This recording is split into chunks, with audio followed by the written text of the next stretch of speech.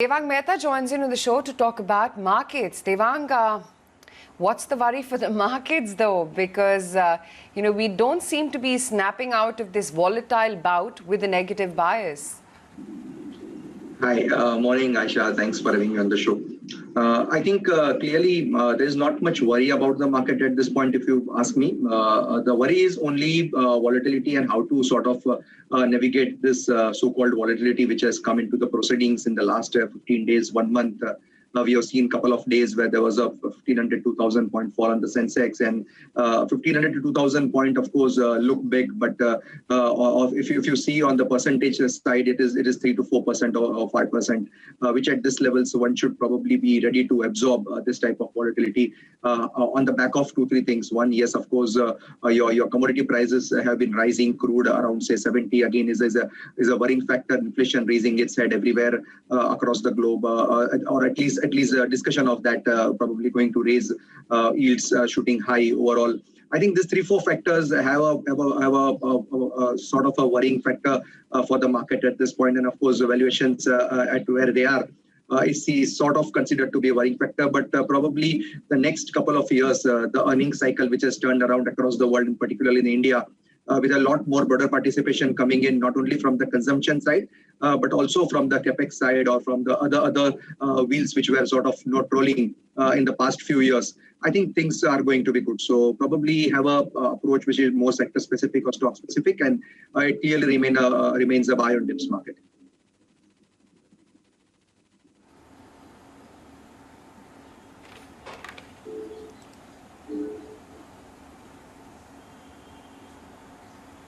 But let's talk about some of those commodity names as well, Devang, because, there's been a little bit of, a swing there, but in an otherwise a weak market yesterday, clearly some of the steel majors were standing out. Tata Steel, SAIL was up 5%, JSW. Within the steel majors, what's looking good to you? I think probably on the trading side or on the cyclicals, as you rightly said, there has been a rally which is sort of one momentum type of a rally. Second, yes, except gold, all the commodities have been rallying, be it copper, be it steel, or even be it silver.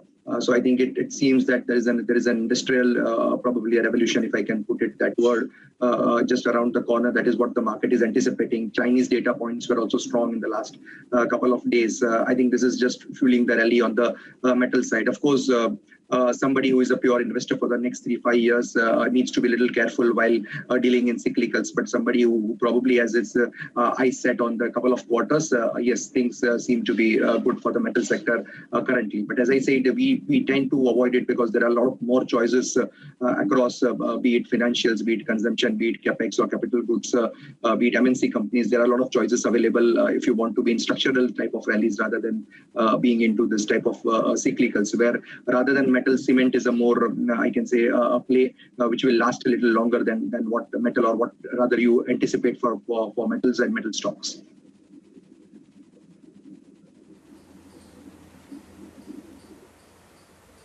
All right, so that's on a couple of the metal names as well.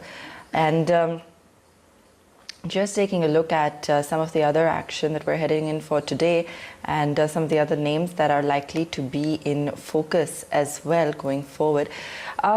Given just, our continued focus also on what's happening on the financials, Devang, would you perhaps at this point of time still venture into PSBs, or continue to really just stay away given that the news flow seems to still be unfolding there? I think just a data point which would showcase probably the long-term wealth creation process is that, again, not saying that SBI should be bought or not. It probably is slated to do a turnaround, and it has already sort of seen a turnaround. But SBI 10 years back was also ruling at around the same price at 370, 380. And today also it rules around the same price. See the volatility between the last decade. But if you look at a HDFC Bank or a Kotak Bank, I'm very sure all these companies would have compounded at least 18 to 20% over the last 10 years, if not more. So I think if somebody, as I said, would like to be more of an investor with stress adjusted and a good night's sleep returns, it is sort of private banks, which should one get into.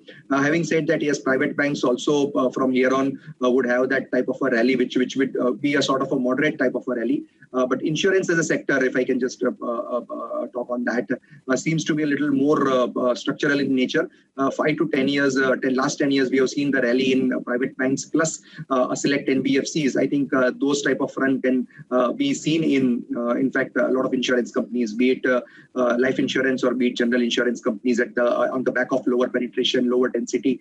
I think this industry is just coming out of a sort of a lower penetration, and things seem to be working out for this sector.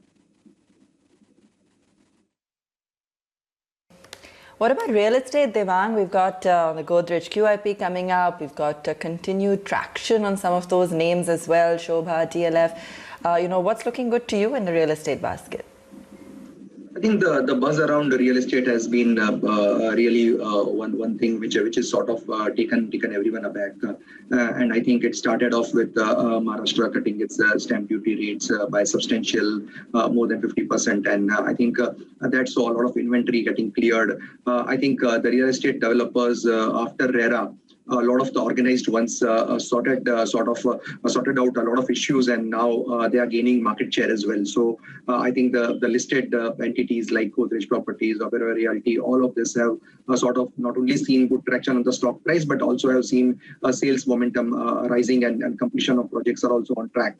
Again, here there are two ways to play it. One, is to buy this listed entities which are sort of debt-free companies like Godrej Properties or Oberoi Realty, or this type of companies which are probably doing well and are in pockets which are extremely strong in terms of sales. And second is, yes, always as a proxy play to buy building materials, paints or adhesives or electrical goods, stuff like cement. I think all these are also seeing better days. A lot of the listed peers have sort of gained in market share even in the paint or the adhesive universe. So I think this is one space which one should not ignore. We have been very bullish on building materials since last 3 years, and I think it's paying off. So times are such that in the next 2-3 years, two things: one, the new real estate demand, plus also the replacement of the home paint demand or home refurbishing demand will also come back. So probably yes, a good space to be in. Be selective for the next 2-3 years.